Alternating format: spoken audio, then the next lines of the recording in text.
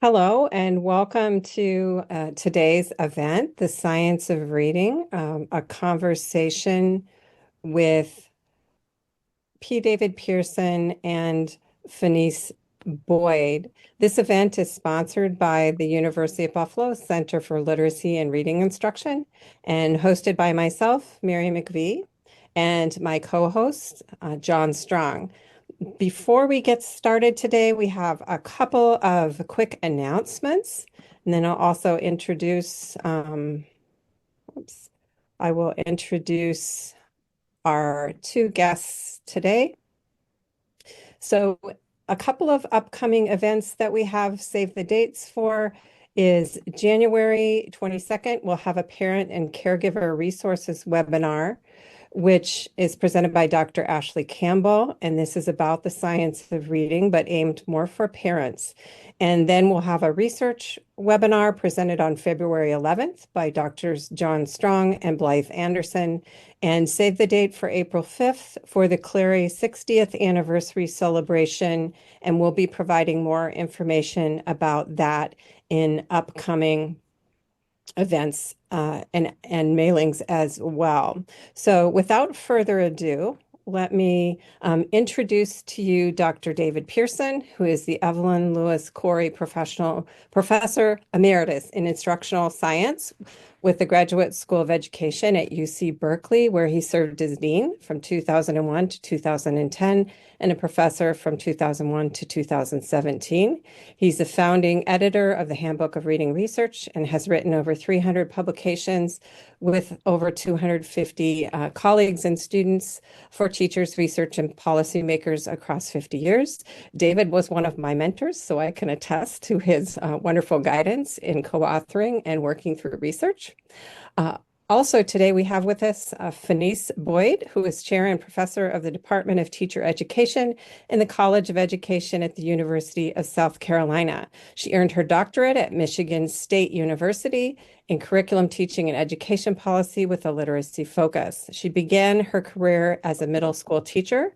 Her research centers on topics of diversity writ large, diversity as related to students' ethnic, cultural, and linguistic backgrounds, academic abilities, instructional approaches, and curriculum materials. Welcome, David and Fenice. Before I turn things over to both of you, I just wanted to remind folks who are joining us today that we established this virtual talk in the form of a dialogue. So unlike some formal presentations on the science of reading, where folks are engaged in a lot of PowerPoint slides and pointing out of various things, we really want this to be a dialogue around the topic of the science of reading. We have some questions that have been sent in and submitted by attendees, and we'll also monitor question and any comment functions. John and I will look at those, but also we invite David and Fenice to engage in any conversation and dialogue across the two of you that you see fit. So we'll start you off with the question, but then we'll see how things go. We'll go and progress from there. So just starting off with a question on how would you describe the science of reading? What does the phrase science of reading mean to you? And maybe David, you can get us started out of the gate here, and then we'll ask Fenice to join in. Sure. Is it okay if I share my screen and show? It's not a slide, but it's I have to send a request to you, Mary or John, to share my screen, which I Okay, just you did. should, yeah, you should have ability to share your screen now. Okay. Yep. Here we go. I wanted to share this one with you right here. This one comes from an organization known as the Reading League, which has been a big proponent of the science of reading. There are a national organization, an international organization that's devoted to this. And the virtuous definition of the science of reading, and I accept this one, is that it's a vast interdisciplinary body of scientifically based research about reading and issues related to reading. And it's been going on for a long time. And it has culminated in a preponderance of evidence to inform how proficient reading and writing develop, why some have difficulty, and how we can most effectively assess and teach it and improve student outcomes. And it comes from these fields over here on the right, as you can see in the list. I don't know if that's big enough. Can you read that? Is it big enough to read? I can make it bigger, I think. Probably helpful if it's a little bigger. Yeah, if you pull it out, Yeah, that would be helpful. yeah. Yeah, so you can see cognitive psychology, communication science, developmental psychology, education, improvement science, linguistics, neuroscience, and school psychology. So from that point of view, I'm all for the science of reading. The problem has not been the broad definition of the science of reading in the profession and in academic circles.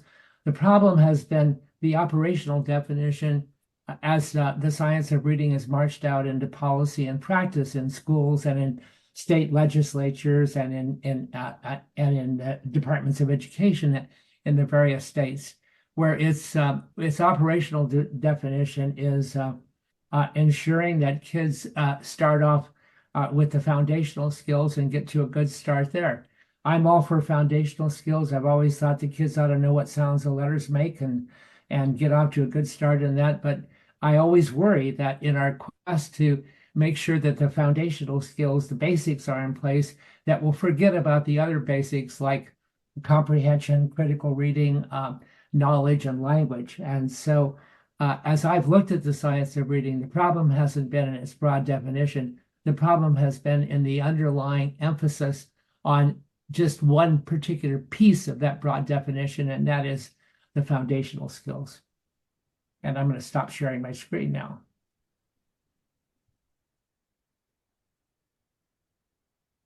I'm deferring to other people.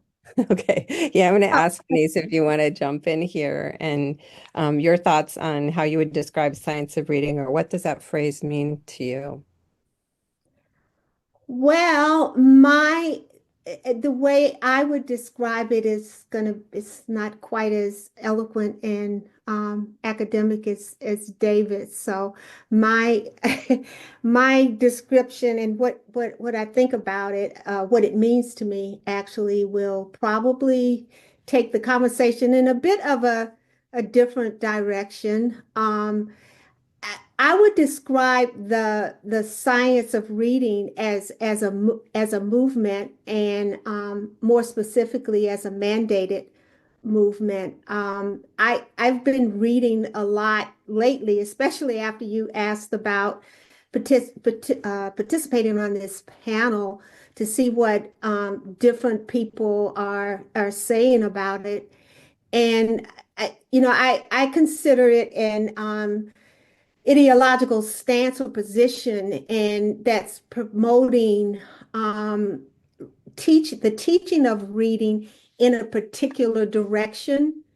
And I think that that direction, when we think about the approach, we know that it's not an approach, it's not a curriculum, but that movement is directing us to a narrower focus of reading than certainly what I learned in my programs. I agree that we have to teach kids foundational skills in reading. It's very important, but the direction seems to be that's the only way, and not embedded with in context.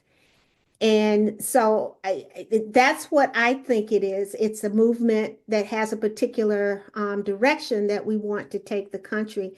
And as we get, deeper into our discussion this afternoon, I have some examples of for example, here in South Carolina, it's been mandated that all teachers in K through 3 must have letters training, which is connected to the science of reading. And a lot of money has been spent I mean, the state budget, a great deal of money has been devoted to training teachers on letters.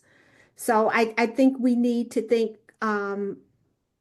there are multiple voices, as David pointed out a little, but that tends to leave out teachers. It tends to leave out teacher educators. It tends to leave out parents.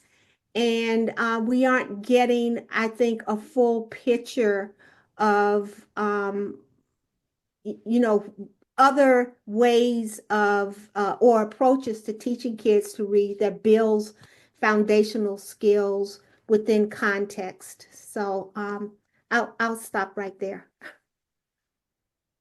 Yeah, just to pick up on it a little bit, and then I know we have a lot of questions to go to. I completely agree with you, Fenice, that if you look at the political facets of the science of reading and the way that the science has been used, in state houses and in departments of education and at the district level in our schools, there's very definitely been a concerted effort to ensure that foundational skills are first amongst equals. But usually, though, when people talk about the science of reading, they say it's all important. You got to do language, you got to do knowledge, you got to have culturally relevant pedagogy, you've got to have strong teacher education. It takes a comprehensive curriculum. But first things first, let's make sure that the foundations are in place. And what happens often is that other aspects suffer from being pushed down, if you will, below first things first in that curriculum stack. And my big worry is what gets pushed off the curricular stage in the name of the science of reading and foundational skills. And I think we all suffer from a fear that what we think is the most important facet of the reading curriculum will somehow not find its place into widespread adoption and implementation in schools. So what we tend to do is we tend to push our particular thing, and someone comes along and says, well, the problem in American education is we're not teaching the basics. If we just taught the basics, everything would be great. Someone comes along like me and says, no, you're wrong. It's not that. It's comprehension, and it's making sure that kids acquire the knowledge and the skills and strategies they need. If we just do that, everything would be right. Someone else comes along and say, the problem is cultural irrelevance. The kids can't relate to what it is they're learning. And someone else comes along and says, no, it's motivation. If you just pay attention to motivation, that would solve the problem. And my reading of this over the time is that everybody's right and everybody's wrong. Everybody's right in the sense that their piece is important, but everybody's wrong in thinking that their piece is the most important piece of it. And the problem we have is we don't trust others to make sure that our piece gets its due day in court. And so we push that real hard. And I think that's what a lot of the sort of chaos that we experience out in our schools and the like is due to these concerted efforts to make sure that your pet approach gets its place in the curricular pie.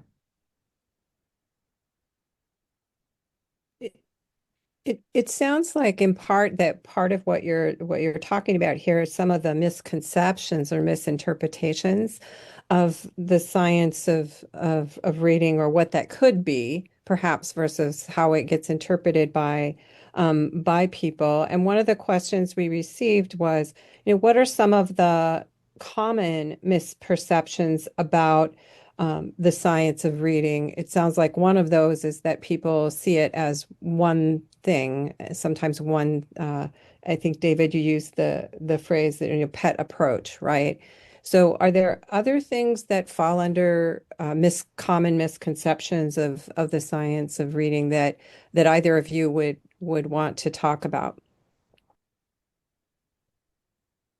Well, Sure. Go ahead, Felice. You go ahead. Then oh, I'll okay. follow.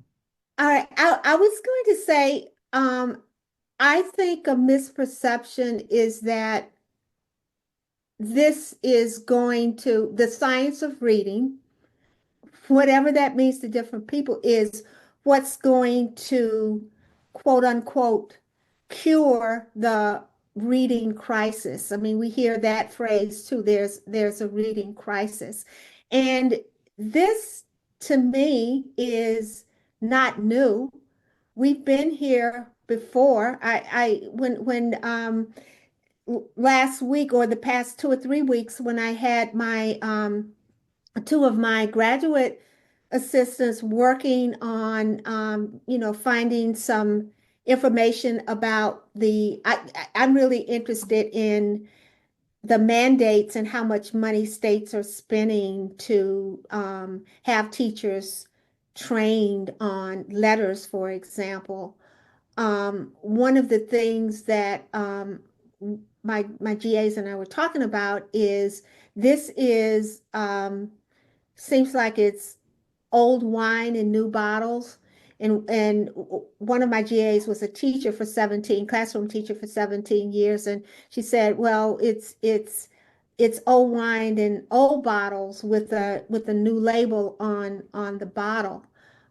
This is if the foundational skills aren't being taught, and we have this reading crisis. Well, what happened back, 20, 25 years ago when No Child Left Behind came to town, and we were talking about the foundational skills and different things were mandated, and we worked on that, and here we are again. And there is no silver bullet. I agree with David, like the different things that people say, everybody is right and everybody is wrong. And so I think looking for that one right thing, it's non-existent. So what is the problem with listening to teachers and getting their the knowledge that they bring to the table, understanding that different kids learn to read in different ways based on background, based on language experiences, based on different experiences, and bringing that to the table so that we can respond to the different needs of different learners. Um, so, the other part I think too about the misconceptions, from what I've read, there was an article written by Emily Hanford back in 2018. That was one thing that got started with SOR, but also the state of Mississippi, that the NAEP scores went up, about a decade ago or close to a decade ago. And so, there's this Mississippi miracle that I don't know. I'm not sure about the program. It might have been letters. I'm not sure.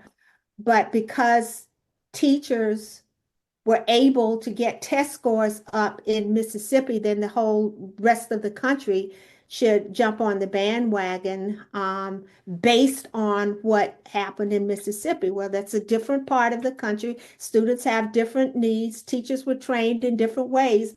And the list goes on and on and on.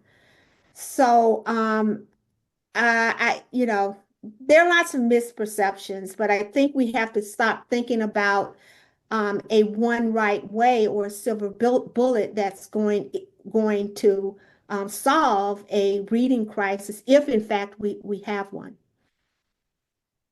Yeah, you know what's interesting about all this is that if you go back to the report, the National Reading Panel report of the year 2000 that sort of started all this, and by the way, this is not the first time we've had this particular version of the reading wars, where it's foundational skills versus a kind of, if you will, a rich.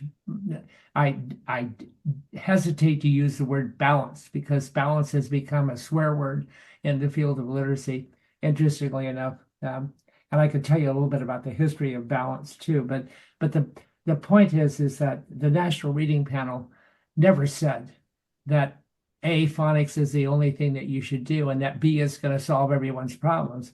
It says phonics instruction, without specifying a particular approach to teaching phonics. There was no evidence in the National Reading Panel to privilege synthetic phonics, the phonics over analytic phonics, where you find the letter and the three words that start with B that makes the bus sound. No evidence for any particular approach to phonics. They never said that phonics is the cure-all for everything. It said phonics, when it's a part of a balanced literacy program that emphasizes meaning, comprehension, and language, can elicit a small but reliable effect in children's word identification skills and a less reliable effect on their comprehension. It was a very modest claim. But one of the problems we have, and this is apropos of what Fenice was talking about with respect to the policies we have, is that when research travels to the public sphere in social media, in the popular press and the like, the headlines make the trip, but the nuance and the details are often left behind. And so all that detail and all that nuance about the findings for phonics in the National Reading Panel report get translated into headlines that says phonics wins. And that's the end of story. And when you look at what happens in state legislatures when we get these new laws passed, these laws, they pick up on little pieces that appear to be popular, and they go to town with them. And when we looked at the policy levers as a part, when Rob Tierney and I wrote a book that I just put into the chat for people, it's called Fact Checking the Science of Reading at literacyresearchcommons.org. And can you make that public, John or Mary, to everyone? I noticed that my thing just went to the panelists. At any rate, our freely downloadable book makes points like, if everyone's so keen on the science of reading, where are the policy levers to ensure that students have the tools they need to understand and evaluate the trustworthiness of information? We live in this post-truth society, and shouldn't tools to evaluate the trustworthiness of information be equally as important in our curriculum as foundational skills? Where are the incentives to promote kids' capacity to critique, comprehend, and compose arguments like the way that my colleagues in science talk about?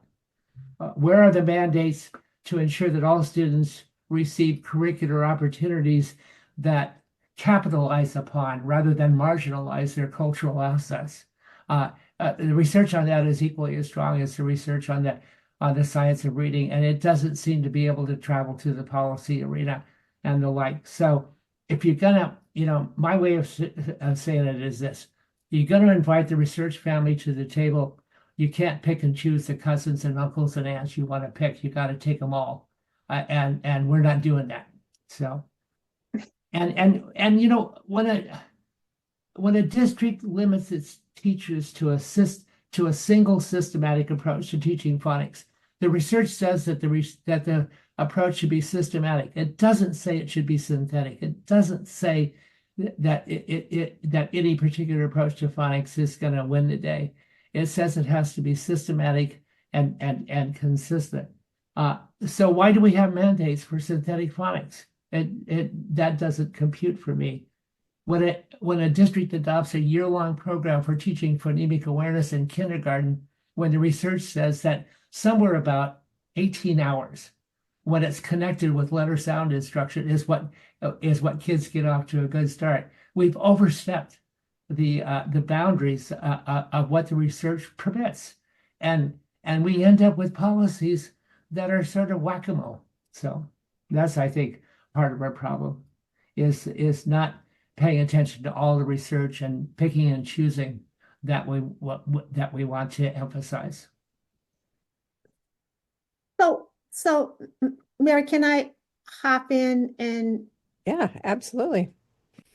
so, David, I think even when if you're invited to the table, my question is, are the people who make the decisions, who make policy, who pass laws about what can and cannot be taught and how teachers should teach, are they really listening? Are they really listening to the aunts and the uncles and the cousins? I I'm a skeptic by nature, I think. I don't think they are. And here's a story I'd like to tell you. So, and it's related to phonics instruction. So bear with me for a second. So about a year and a half ago, my associate dean for academic affairs sent me a email saying that um, she had been contacted from by NCTQ that they were going to give our elementary education program a grade of F because they weren't teaching foundational skills, reading foundational skills. So I contacted the program coordinator and I told her what was going on. I said they're going to give us a chance to respond. Um, she wrote a 3-page single-spaced response about where the foundational skills, where we teach foundational skills to our pre-service teachers across multiple courses, and sent it back to gave it to the associate dean, and she sent it back to NCTQ. You know what? They still gave us an F after explaining in detail where phonemic awareness was taught, where phonics was taught, vocabulary, spelling, comprehension, all of that. And it didn't seem to make any difference. We still got, I guess you can see on their website site now, USC's elementary education program has a grade of F. Our pre-service teachers are in schools, so most of the methods courses are taught in schools, and they have an opportunity to do practical while they're in schools, working alongside teachers. It's a great model. I think it's a great model. So I don't know what else we can say to show that different approaches that we're doing works, but who's listening and why not? Why not? She spent a lot of time detailing what we do and it still didn't make any difference. Yeah, well, you mentioned NCTQ, and that brings up one of the other questions that are in your list, Mary, about what to do about teacher education. And if I can just build on what Fenice said, I think what has to happen in those things is that things have to keep getting challenged. And in the case of NCTQ, it's a methodological problem, and that is what they did is they requested or found access to course syllabi, and they did a syllabus analysis of all the teacher education programs. Well, anyone who's taught at the university level knows full well that a syllabus is kind of a general guide, and that you adjust it and modify it along the way as the semester plays out, and as you get feedback from students about how they're doing. It's like any good formative assessment tools. It gives you a plan that you want to modify as the circumstances suggest. And so, but what they did is they assumed that what's in the syllabus is kind of like what's in the table of contents of the Bible. And that is, it's the truth and it's not to be questioned. And if it's down there, that's exactly what you do.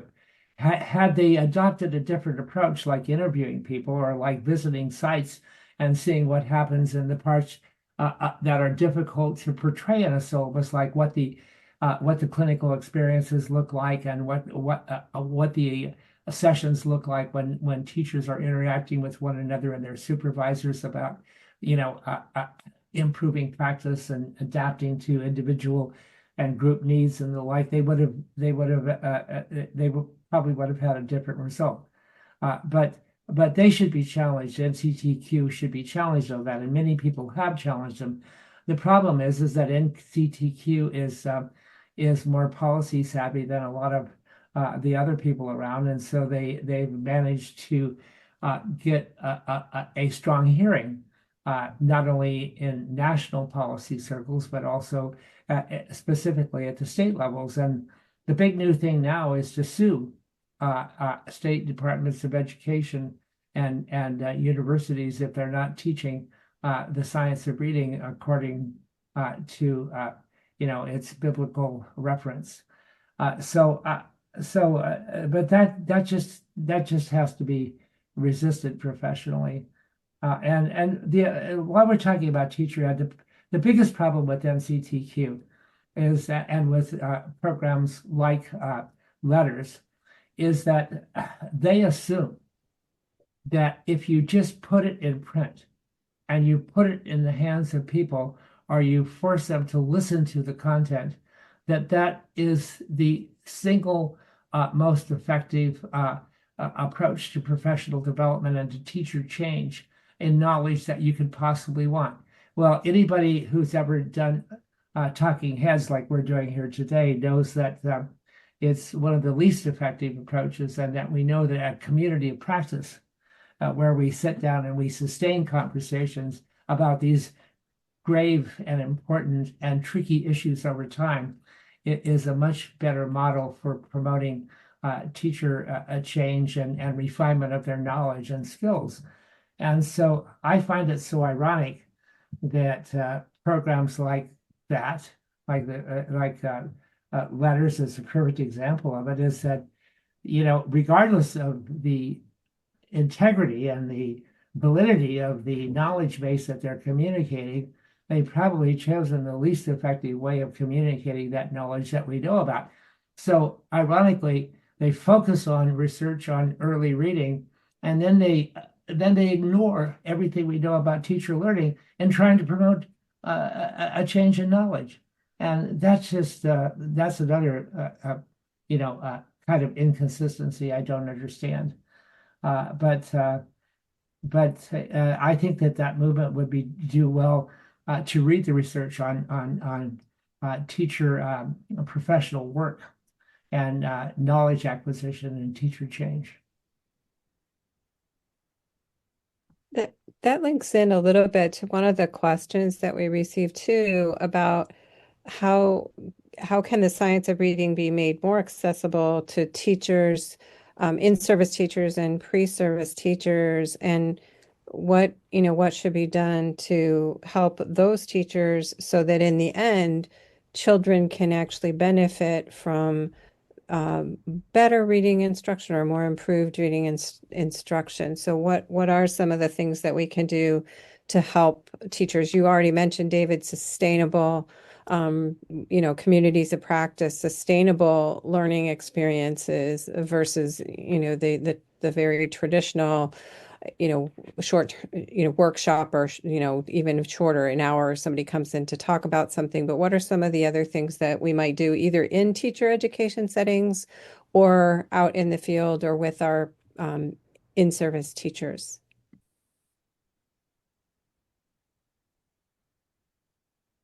Well, I'm happy to defer to you on this one, Fenice, and chime in later. But to get it started, I'll just say to get it started is, and this comes not so much from research, although it's backed by research, as it does having spent now, I started graduate school in 1966. So how many years is that since I started worrying about these issues? Let's see, 24 and 34. How much is that? 58 years? Yeah. At any rate, one of the things that I've learned over time and working with folks is that, if you want to implement change at a school level, what you got to do is, first of all, build a community of practice within that school. And secondly, you have to build the expertise internally. In the projects that I've worked with, and the one that I did at Michigan State with Barbara Taylor, I don't remember, that's the Sierra School Change Project. What we learned in there is that when we could build the expertise on phonemic awareness or fluency or comprehension or culturally sustaining pedagogy, when we could build that in to the teachers, and we encourage all the teachers to become experts on one area or another, and we encourage those teachers to be the leaders in either implementing or getting people to help implement the professional development that they did inside the schools on those levels. And when you're responsible for your professional development, or at least that a strong piece of it, you have a very different attitude toward it when it's, oh God, another one of those experts is coming in from the outside to tell us what to do. And if we be lucky, we can wait them out and they'll be gone. And so that's the first thing that I've learned. The second thing that I've learned is that you can't. It takes a long time. We know it takes a long time for kids to learn things. It takes a long time for adults to learn things. You don't learn it on the first trial or not. It's not a single trial learning. You've got to live with these ideas. You've got to try them out. And when they don't work the first time, if you have an opportunity to talk about why they don't work, maybe they'll work better the second or third time. But left to our own devices, we try something out, and if it doesn't work, we just throw it in the professional development trash bin that we've been collecting. And so sustainability, lots of feedback, examination of what we're trying, all those things I think are part and parcel of change that really works. And so I think change needs to be instantiated at the school level. You can't, state mandates all they can do is set a direction. And the thing I don't like about mandates is that mandates tend to breed, reactions, negative reactions. Like people would rather be encouraged to figure out what to do than told what to do. But there is a kind of a nice thing about mandates, and that is if someone gives you a mandate and you try it out and it doesn't work, it's not your fault, it's their fault, right? So there's a kind of it's not a silver lining. There's a deep a sort of a dingy lining to mandates.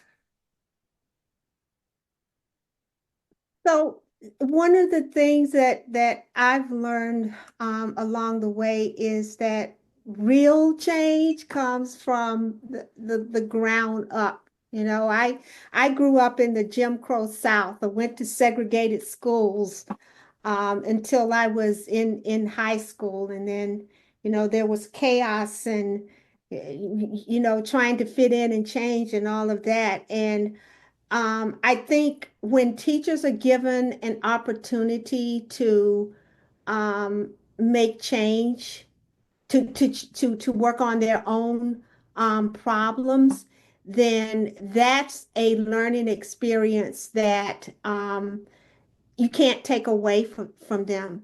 So we have partnerships, we meaning the College of Ed here at USC have partnerships with different schools and school districts where they partner with us. The districts pay for the teachers to get a master's degree. We have an MED in teaching program where it's 30 credit hours. They are core set of 15 credit hours in a core set of foundational courses. And then the other 15 credit hours can be, we have some endorsements in problem-based learning, multicultural context in education, read to succeed, which is mandated here in the South Carolina. So the district chooses which endorsement they want the teachers to get in those 15 credit hours. And part of what they do is they have to do an action research project on something that they want to work on in their own classrooms. And I think having that opportunity, it could be, it could be critical thinking, it could be different levels of comprehension, whatever the teachers see from their observations, from their experiences of their own kids in their classrooms. That's what they base their action research project on. And it's coming from them. And so I think the sustainability part of what we're talking about in this conversation is we have to have some trust in what teachers bring to the table to their own classrooms based on their their education and background experiences in teaching their kids because they're there, they see them, they observe, they know what it is they need, and we can provide that support through professional development, through coaching, through whatever method or process we want to, but helping them helping supporting them to do what they know best for their kids is something that I think we need to get comfortable doing. We These mandates, I agree with you, David. These mandates, once you start mandating things, and that's when you start seeing resistance, except in some cases we don't see resistance enough. I mean, I'm just amazed at how much money schools are districts, states, I should say, are spending on the training of letters. And what I've learned is that it's 160 hours of professional development, and it takes a couple of years. And the way I learned that was that last summer, my dean contacted me and said that the state is paying for teacher educators to get letters training. Do you have any faculty who might be interested? And several faculty agreed they would like to go through the training because they want to be aware of what um, their teachers, their students, pre-service teachers are will experience once once they finish the program. So I don't know, where was I going with that? Oh, the mandates. The mandates. Uh, I think there might be some complaining, but I don't always think that we get the pushback that we should, especially when I see the amount of millions of dollars that's going into training Yeah. teachers. Well, apropos of what you just said, I'm a big believer in teacher prerogative for two or three reasons. The first reason is that uh, research that we do tends to be out there and come from a different context and a different setting than the research we do. And I think that the research into practice loop uh, can't be finished until it's instantiated and enacted in a classroom by a teacher. That is, the research findings come in from us, and we learned that, teaching phonemic awareness, the sounds the sounds you hear when people say words, we learned that if that it's a good predictor of later student success, particularly on word reading tasks. And we understand that, and then we go into how do you make that part of a curriculum? Well, somebody writes a curriculum and they put it in your hands as a teacher, and then what do you do with it? It seems to me that what teachers do is they make the research real, and they close, if you will, the loop on the research into practice into research. They close that loop by trying it out in their classroom and seeing how it works. And it's going to look different in every setting. Teaching is inherently a situated practice. It's not a generic practice that works identically in all situations. It varies as a function of the place, of the culture, and of the individual differences that you encounter amongst kids. All those things matter in terms of how you implement it. And so I think that the quid pro quo that teachers need to offer our society in exchange for the prerogative to uh, adapt general findings from research to their classroom practice is to know as much as we can know. And that's why professional development is so important. And that's why getting your degree and getting your credential is just the beginning of a professional trajectory. And I think that in a perfect world for teacher learning, that teachers would be a part of two important professional development efforts. One would be a community effort, and that is, what if we decided as a school or as a department in a high school that we're going to become better at and more expert at, and let's do that together. But then I think each individual ought to have the opportunity to put their own signature on their professional trajectory, so that, John, you can know as much more than the rest of us about fluency, and we'd be happy to rely on you to be our go-to person on fluency. And Mary, you can do it on second language learning or whatever it is that we do. But building that combination of collective as well as individual expertise is my vision of where we go. But I think that we have to offer, because we are a profession, and if we deign to be a profession, we have to offer society that quid pro quo. It's what all professions offer. Doctors,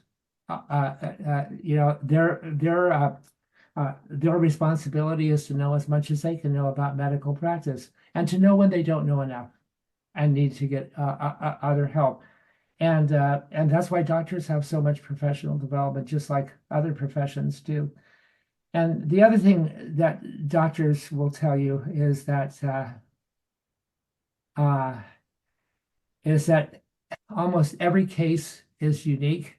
That is, you have these generic things, and if you don't know anything about a person, you will use whatever the research says the best default practice is. But the minute you know something about that individual, the minute you know that person as an individual, you have an ethical obligation to use that knowledge and to adapt the general prescriptions on the basis of that situated knowledge. And there's even, by the way, I found this on the NIH website. There's a new field in medicine called situated medicine, and it's explicitly designed to take into account where and when and how and with whom the culture and the setting, the physical setting that medical practice gets instantiated, gets implemented, and the like. And the assumption there is that it's not going to look exactly the same in every setting and with all individuals. So looking out for the exceptions is, I think, an important professional responsibility too. But the point is that we need to include teachers in the enactment of our best research-based practices, evidence-based practices.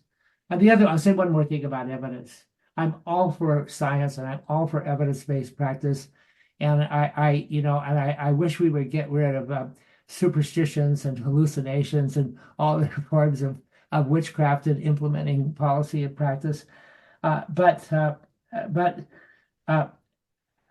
I'm also aware of the fact that most sciences that I know of have a broad range of methodological tools that they use, and multiple lenses on how we know things and how we know them for sure.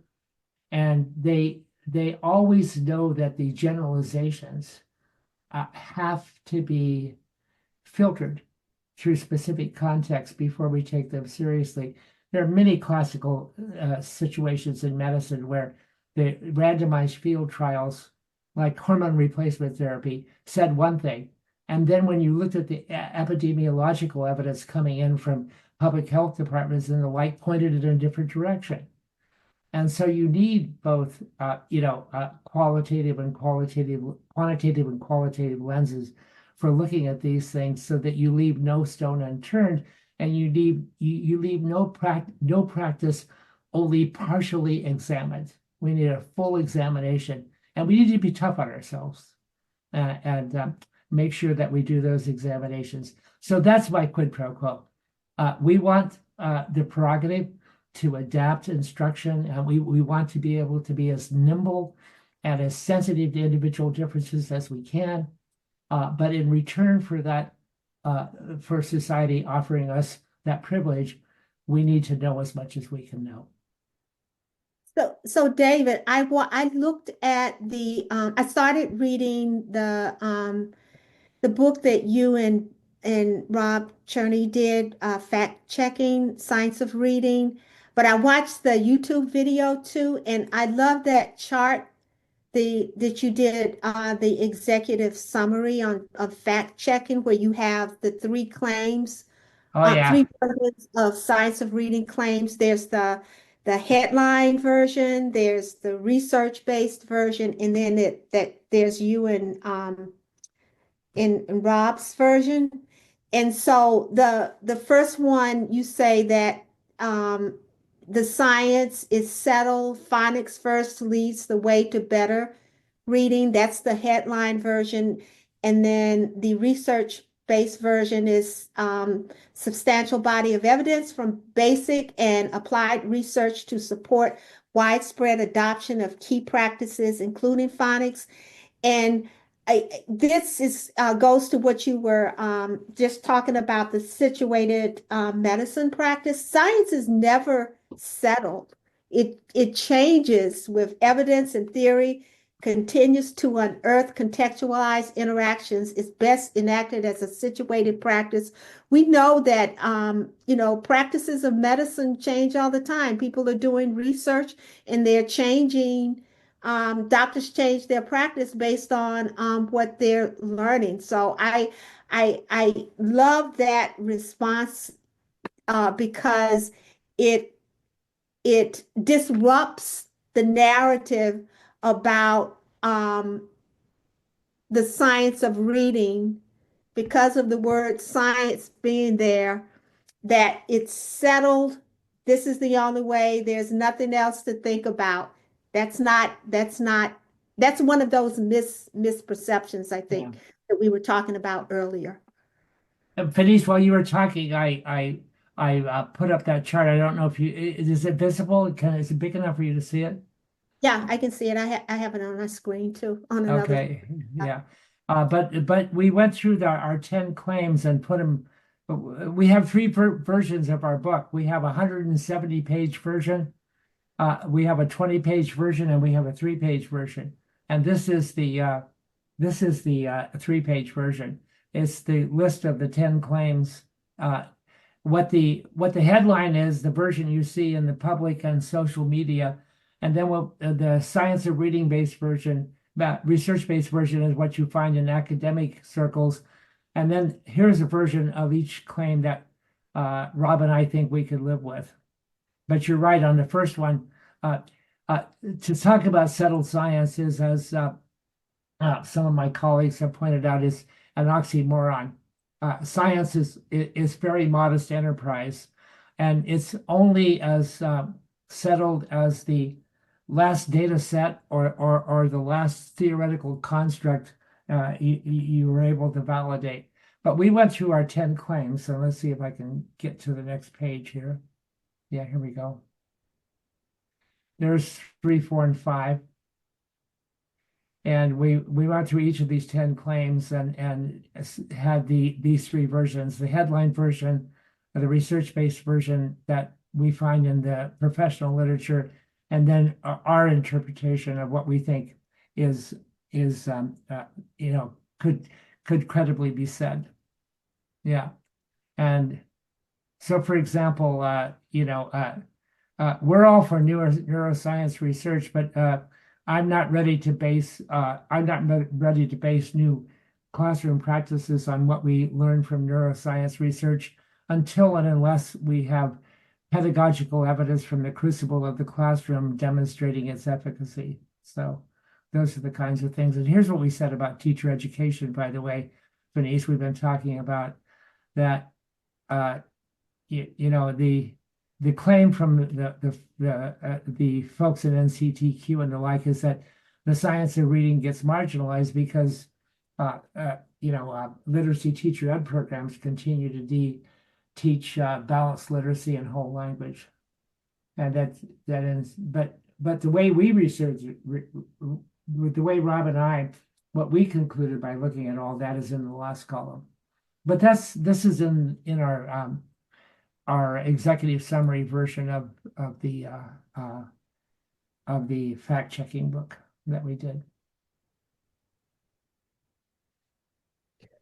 I know we're just about out of time here, but David, you mentioned balance, and I think both you and Fenice have been talking about the need for balance rather than, just one right way, that some of the when we're dealing with classrooms and children, there are complexities here, and then also thinking about what is balance. And also, David, you mentioned earlier that balance is one of those words that has suddenly become a negative term. And I'm wondering, as we go out on as our clock is winding down, what are both of your thoughts on balance? David, I know balanced literacy is something that you had a hand in um, writing and thinking and talking about. So, what do you both think about balance, and where does that fit in these conversations of the science of reading? Well, one of the great ironies is that I remember attending, and I think the year was like 1988 or 89. I remember attending an IRA convention where whole language was in its ascendancy, and we were getting whole language basals, which we had in the early 90s. If you looked at the basals that the various companies brought out in like 1990 through 93 or the like, they had a very definite literature-based writing relationships, the whole ball of wax with respect to language. And a bunch of us said, hey, wait a minute, let's not throw the baby out with the bathwater. We spent a lot of the earlier decades, sort of getting phonics back on the table through Jean Charles' book and the first grade studies in the late 60s into the 70s and 80s. And we wanted to make sure that we kept foundational skills in the mix. So we started this movement and we called it balanced literacy instruction. And it was an alternative to whole language. And the irony today is that balanced literacy and whole language are defined to mean the same thing. The new versions of balanced language are viewed by the radical social media buffs in the science of reading, the Emily Hanfords of the world. Balanced literacy is just another name for whole language. And I find it so ironic that we started off in just the other way. And so I've written an article with extolling balanced literacy at least once every 5 years for the last 30 years. And so I feel like, I'm being indirectly castigated for those beliefs in the current round of critique of the whole thing. And I think I have one more book left in me, and I'm going to call it, the reincarnation or the resurrection of balanced literacy, because I never went to balanced literacy because I couldn't make up my mind. I was a part of the movement because that's where the research pointed me. And it always looked like you needed to do all this stuff. You could teach the skills, but if you didn't give kids a chance to read real stuff, it wasn't going to make much of a difference in the like. And so, I went there because the research pointed me that direction. I do have some new terms for it, though. My latest thing is I want to call it orchestrated literacy. Some people like comprehensive literacy, some people like structured literacy. I don't care what you call it, as long as you do all the things that are necessary to ensure that kids get a shot at becoming the literate individuals that they and we want them to become. So that's my take on it. But I do have this book. I don't have a title for it, yet, but I do think it's time for balance to make a comeback because it continues to be a good idea. I like the orchestrated literacy. I like that example that you gave in the video of having a music background myself. That sounds we I think you should do it, and then we'll see what happens, how people start, saying that that's a bad thing too. Um, Mary, I know we're out of time, but I want to say one more thing before we log off, and that is my 4-year-old grandson has taught me the power and the value of a 3-letter word, and that word is why. Everything is why. So, why the science of reading? Why are we spending so much money on training teachers? And why is balanced literacy how did it come to be such a bad thing? And I think if we start asking just that little 3-letter word, why, and just kind of force people to explain themselves, then I think we will get to the root of some of what's going on with the science of reading. And you know the answer, Fenice? But Because.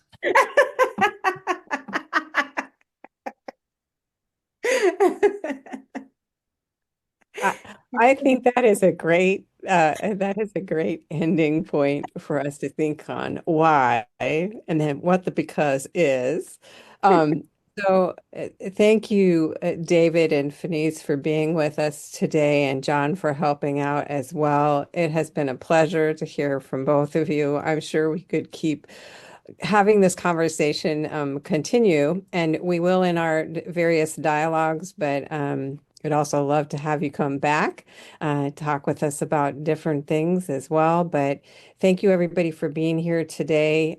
We didn't get through all of the questions people posed, but we'll also use those as we're thinking about future presentations and things that people are interested in. So again, thank you, David, Fenice, and John, for helping out and for all your thoughts And today. thank you for inviting us, Mary. And yeah, John, thank you.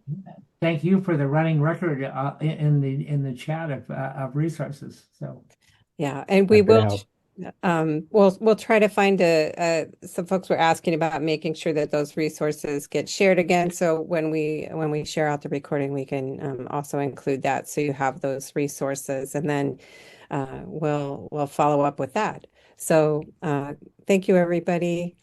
Bye. good to see you, Fenice. Good to see you too, David. Bye, everybody. Bye. Bye.